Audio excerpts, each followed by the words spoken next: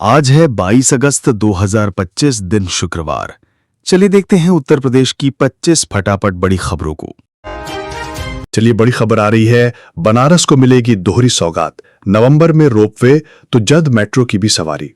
वाराणसी के लोगों के लिए बड़ी खुशखबरी है। नवंबर में रोपवे सेवा का लोकार्पण होने जा रहा है, जिससे शहर की आवाजाही आसान होगी। इस बीच केंद्र और राज्य सरकार ने वाराणसी में मेट्रो चलाने को भी हरी झंडी दी। जिला प्रशासन ने राइट समेत कई कंपनियों से सर्वे को लेकर बातचीत शुरू कर दी है। चलिए बड़ी खबर आ रही है, सीएम योगी पर बने फिल्म अजीब बॉम्बे हाईकोर्ट खुद देखेगा, सोमवार को आएगा फैसला। उत्तर प्रदेश के मुख्यमंत्री योगी आदित्यनाथ पर आधारित फिल्म Ajeeb the untold story of a yogi पर बॉम्बे हाईकोर्ट ने बड़ा फैसला लिया। कोर्ट ने इस फिल्म को खुद देखने का निर्णय किया और बताया कि सप्ताहांत में फिल्म देखी जाएगी, जबकि सोमवार को आदेश सुनाया जाएगा। ये फिल्म सम्राट सिनेमैटिक प्रोडक्शन हाउस द्वारा बनाई गई है। खास बात यह है कि सेंसर बोर्ड ने फिल्म देखे बिना ही सर्टिफिकेशन एप्लीकेशन खारिज कर दी थी। चलिए बड़ी खबर आ रही है, आगरा मेट्रो आरबीएस से आगरा कॉलेज तक अप लाइन का ट्रैक बिछा, फिनिशिंग चरण में काम। आगरा मेट्रो के पहले कॉरिडोर पर काम तेजी से आगे बढ़ रहा है। ताज ईस्ट गेट से सिकंदरा के बीच प्रायोरिटी सेक्शन पर मेट्रो संचालन शुरू होने के बाद अवशेष भूमिगत हिस्से को तय समय पर पूरा करने के लिए कार्य युद्ध स्तर पर चल रहा है। यूपीएमआरसी ने बड़ी उपलब्धि हासिल करते हुए आरबीएस रैम से आगरा कॉलेज तक अप लाइन में ट्रैक बिछाने का काम पूरा किया। चलिए बड़ी खबर आ रही है, गाजियाबाद में एक्सीडेंट कर भागना होगा मुश्किल, कैमरों से मिलेगी पुख्ता निगरानी। गाजियाबाद में ट्रैफिक व्यवस्था को और भी मजबूत करने के लिए इंटीग्रेटेड ट्रैफिक मैनेजमेंट सिस्टम का दूसरा चरण शुरू कर दिया गया। इसकी डिटेल प्रोजेक्ट रिपोर्ट शासन को भेजी गई और परीक्षण जारी है। स्मार्ट ट्रैफिक कंट्रोल रूम तैयार होने के बाद सड़क हादसे कर भागने वाले वाहन चालक कैमरों की निगरानी से आसानी से पकड़े जा सकेंगे। चलिए बड़ी खबर आ रही है, राम मंदिर निर्माण का अनोखा मॉडल बनेगा पाठ्यक्रम का हिस्सा। आईआईटी रुड़की और सीबीआरआई करेंगे अध्ययन। अयोध्या में बिना लोहे का इस्तेमाल किए पत्थरों से बने राम मंदिर के निर्माण की तकनीक अब पढ़ाई का हिस्सा बनने जा रही है। आईआईटी रुड़की और सेंट्रल बिल्डिंग रिसर्च इंस्टीट्यूट के सिलेबस में इसे शामिल करने की तैयारी है। श्री राम जन्मभूमि तीर्थ क्षेत्र ट्रस्ट ने दोनों संस्थानों को राम मंदिर निर्माण से जुड़े 5 वर्षों की वीडियो फुटेज अध्ययन के लिए सौंपने का निर्णय दिया है। चलिए बड़ी खबर आ रही है, लखनऊ से अयोध्या तक सफर होगा आसान, नई एलिवेटेड रोड से मिलेगा जाम से निजात। अयोध्या जाने वाले श्रद्धालु और लखनऊ वासियों के लिए बड़ी राहत की खबर है। उत्तर प्रदेश राज्य सेतु निगम 9 किलोमीटर लंबी एलिवेटेड रोड बनाने जा रहा है, जो पॉलिटेक्निक चौराहे से शारदा नहर तक बनाई जाएगी। इस रोड से श्रद्धालुओं को जाम से छुटकारा मिलेगा और 40 से 50 मिनट का समय बचेगा। चलिए बड़ी खबर आ रही है, अलीगढ़ में पंचायत सचिव की आईडी हैक, 10 राज्यों में बने 597 फर्जी जन्म प्रमाण पत्र। अलीगढ़ जिले से हैरान करने वाला साइबर फ्रॉड सामने आया। हैकर्स ने पंचायत सचिव की आईडी हैक कर 10 राज्यों के 597 फर्जी जन्म प्रमाण पत्र बना डाले। मामला बिजौली ब्लॉक के गांव दत्ता चोरी बुजुर्ग का है। आरोप है कि हैकर्स ने सचिव की आईडी से लॉगिन कर दस्तावेज जारी किए। पंचायत सचिव ने पूरी घटना की शिकायत पुलिस से। चलिए बड़ी खबर आ रही है, यूपी में आज को मॉनसून की धमाकेदार वापसी। 35+ जिलों में भारी बारिश और वज्रपात का अलर्ट। उत्तर प्रदेश में मॉनसून एक बार फिर से जोर पकड़ने वाला है। मौसम विभाग ने आज राज्य के 35 से ज्यादा जिलों में भारी बारिश का अलर्ट जारी कर दिया है। इसके साथ ही 50 से ज्यादा जिलों में गरज चमक, तेज हवाओं और बिजली गिरने की चेतावनी दी गई। वाराणसी, गोरखपुर, कानपुर, अयोध्या, झांसी और ललितपुर सहित कई जिलों में झमाझम बारिश की संभावना है। चले बड़ी खबर आ रही है, बाल वाटिका बच्चों के लिए 53 करोड़ की शिक्षण सामग्री मंजूर, जारी हुई गतिविधि कैलेंडर। उत्तर प्रदेश में छोटे बच्चों की पढ़ाई और सीखने की प्रक्रिया को और भी बेहतर बनाने के लिए बड़ा कदम उठाया गया। शिक्षा मंत्रालय के प्रोजेक्ट अप्रूवल बोर्ड ने 5374 को लोकेटेड आंगनबाड़ी केंद्रों और नई शुरू हुई बाल वाटिकाओं के लिए 53 करोड़ रुपए स्वीकृत किए। इस धनराशि से बच्चों के लिए colour pencil, HB pencil, sharpener, eraser, colour chalk, Hindi वर्णमाला और अंग्रेजी अल्फाबेट जैसी शिक्षण सामग्री खरीदी जाएगी। चलिए बड़ी खबर आ रही है, लखनऊ नगर निगम देगा बड़ी राहत, दाखिल खारिज शुल्क में 5 गुना तक कटौती का प्रस्ताव। लखनऊ नगर निगम आम नागरिकों को बड़ी राहत देने जा रहा है। दाखिल खारिज यानी म्यूटेशन शुल्क में पहली बार भारी कमी करने का प्रस्ताव तैयार किया गया। अब तक वसीयत या बंटवारे पर दाखिल खारिज कराने के लिए 5,000 रुपये शुल्क देना पड़ता था, लेकिन नए प्रस्ताव के अनुसार 1,000 वर्ग फुट तक के मकान पर केवल 1,000 रुपये और 3,000 वर्ग फुट तक के मकान पर केवल 3,000 रुपये का शुल्क लगेगा। चलिए बड़ी खबर आ रही है, यूपी में 7 डॉक्टर बर्खास्त, डिप्टी सीएम ब्रिजेश पाठक की सख्ती। उत्तर प्रदेश में लगातार बिना सूचना गैर हाजिर रहने वाले डॉक्टर्स पर सरकार ने बड़ी कार्रवाई की है। डिप्टी सीएम ब्रिजेश पाठक ने 7 डॉक्टर्स को सेवा से बर्खास्त करने के आदेश दिए।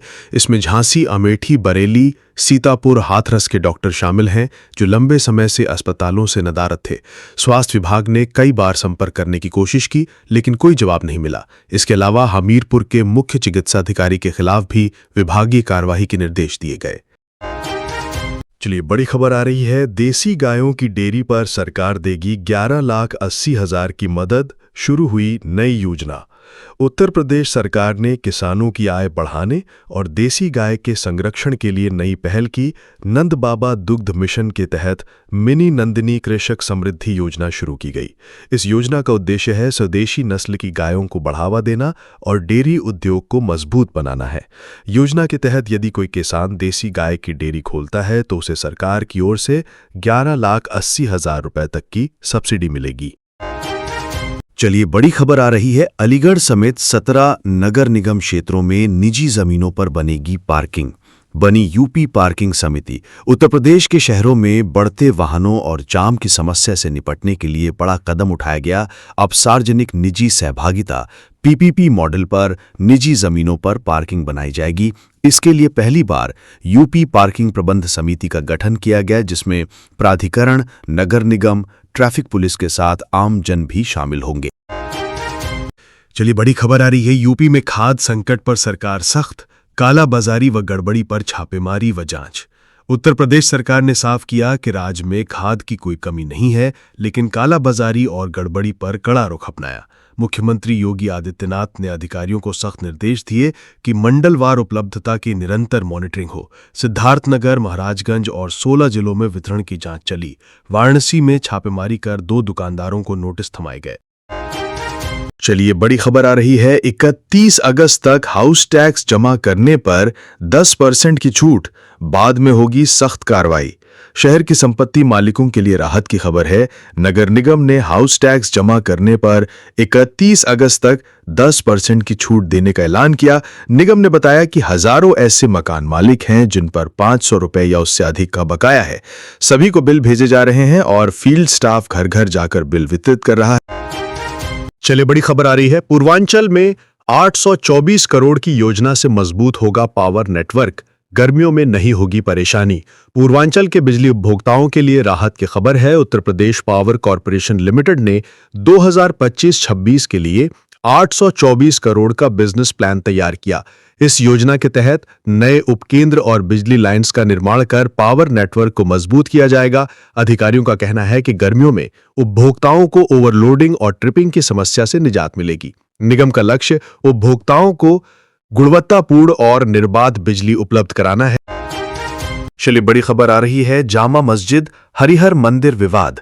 अब 28 अगस्त को होगी अगली सुनवाई। संभल के शाही जामा मस्जिद के हरिहर मंदिर होने के दावे पर सिविल जज सीनियर डिवीजन आदित्य सिंह की अदालत में गुरुवार को सुनवाई हुई। इस दौरान दोनों पक्ष अदालत में मौजूद रहे। मस्जिद इंतजामिया कमेटी के अधिवक्ता शकील अहमद वारसी ने सुप्रीम कोर्ट का एक आदेश पेश किया, जिसमें कहा गया कि देश में मस्जिद, मंदिर, गिरजा या गुरुद्वारे के स्वामित्व से जुड़े नए दावे नहीं किए जा सकते। कोर्ट ने दोनों पक्षों की दलीलें सुनने के बाद अगली सुनवाई की तारीख 28 अगस्त तय की। चलिए बड़ी खबर आ रही है, बुंदेलखंड में खनन घोटाला, एम्बुलेंस और स्कूटर को भी मिले खनिज ढुलाई परमिट, कैग की रिपोर्ट में खुलासा।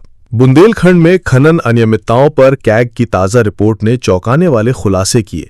वर्ष 2016-17 से 21-22 तक की 5 वर्षीय रिपोर्ट में बताया गया कि बांदा, चित्रकूट, हमीरपुर और महोबा समेत प्रदेश के 17 जिलों में बड़े पैमाने पर अवैध खनन और ओवरलोडिंग हुई।